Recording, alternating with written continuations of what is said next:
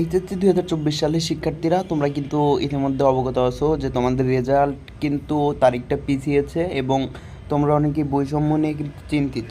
তো তোমাদের অনেকেই কিন্তু জানো বা অনেকেই কিন্তু অনেক গ্রুপে কিন্তু দেখেছো যে মিটিং হয়েছে, মিটিং রিলেটেড হয়েছে, যে সেই মিটিংগুলোতে মানে কারা কারা বৈষম্য চাচ্ছে বা মানে কাদের কী কী প্রবলেম, তো সেইটা নিয়ে কিন্তু অনেকেই ডিসকাস করেছে।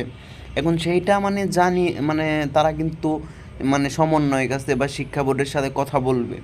তো কথা বলার পরে এখন পর্যন্ত কিন্তু মানে কোনো আপডেট আসে নাই, তারা কিছু বলে নাই। তাহলে কি তোমরা মানে অনেকে চিন্তিত আছো যে তাহলে কি বোর্ড কর্তৃপক্ষকে আমাদের যে বৈষম্য এইটা নিয়ে তারা ভাবছে না, তারা কি এটা নিয়ে চাচ্ছে না যে মানে বৈষম্যটা যেন না থাকে? তো এটা নিয়ে চিন্তিত।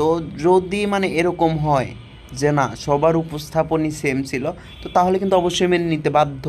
কারণ তোমরা কিন্তু জানো যখন তোমাদের পরীক্ষাটা মানে সবাই বললা যে না পরীক্ষা দিবা না, মানে পরীক্ষা বাতিল করা হোক, তখন কিন্তু মানে তারা কিন্তু ভেবে দেখলো যে না সবাই যেহেতু চাচ্ছে, তো সেজন্য কিন্তু পরীক্ষাটা বাতিল করে দিয়েছিল। এখন তোমরা যদি সবাই যদি মানে একই দাবি উপস্থাপন করো যে হ্যাঁ আমরা বৈষম্য চাই না, সিলেট বোর্ডের মতো আমাদেরও মানে একইভাবে বিবেচনা করা হোক, তাহলে কিন্তু তোমাদের দেখবে। আর আরেকটা বিষয় হচ্ছে তোমাদের অনেকেই বলতেছো যে তোমাদের মানে রেজাল্ট যেটাই আসুক, তোমাদের যদি পরীক্ষা হতো অনেকেরই ভালো রেজাল্ট আসতো।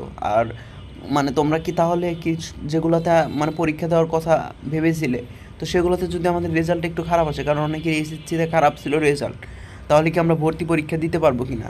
তো এইটা নিয়েও বলা যাচ্ছে না। কারণ তোমাদের যখন রেজাল্টটা দিবে, যদি রেজাল্টটা সবার ভালো আসে, তো তাহলে হয়তো মেবি দিবে না। আর যদি দেখে যে না সবার রেজাল্ট কিছু কিছু খারাপ আসছে, তাহলে হয়তো কিছু কিছু ইউনিভার্সিটি বা মানে মানে ভার্সিটি আছে, তারপর মেডিকেল আছে, এইগুলাতে দিতে পারে। বাট সবগুলাতেই যে দিবে এটা মানে শিওরলি বলা যাচ্ছে না। যদি এর পরবর্তীতে কোনো আপডেট আসে আমি তোমাদের মাঝে সবার আগে জানিয়ে দেবো। তার জন্য অবশ্যই চ্যানেলটিকে সাবস্ক্রাইব করে রাখবে।